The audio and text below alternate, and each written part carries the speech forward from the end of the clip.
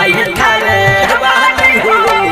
अवतारी माई थारे वाली हो सजता पंडाल हाली हाली हो सजता पंडाल हाली हाली हो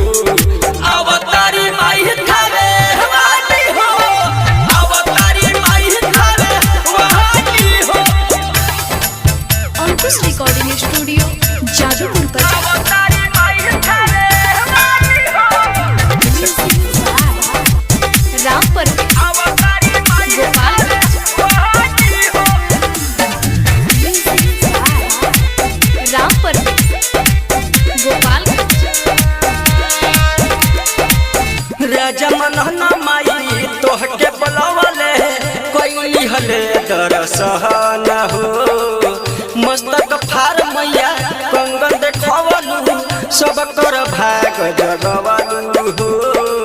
सब कर भाग जगवलू राजा मनहना माई तोहके बुलावले कोई लिहले दरसहन हो मस्तक फार मैया कंगन देखवलू सब कर भाग जगवलू हो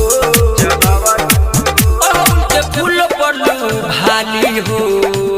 अड़हुल के फूल पड़लू भाली हो अवतारी माई थारे वाली हो अवतारी माई थारे वाली हो अवतारी माई थारे वाली हो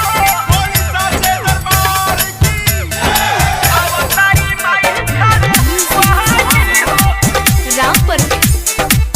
गोपाल राम पर गोपाल राइटर भोला माई गीतिया सजवले अपन भाग जगवले हो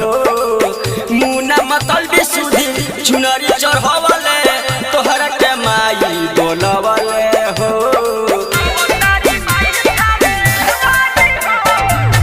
राइटर भोला माई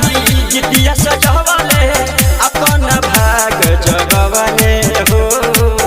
मुना मतलबी सुधी चुनरी चढ़वले तोहरा के माई बोलवले हो अड़हुल के फूल पड़लू भाली हो अड़हुल के फूल पड़लू भाली हो अवतारी माई थारे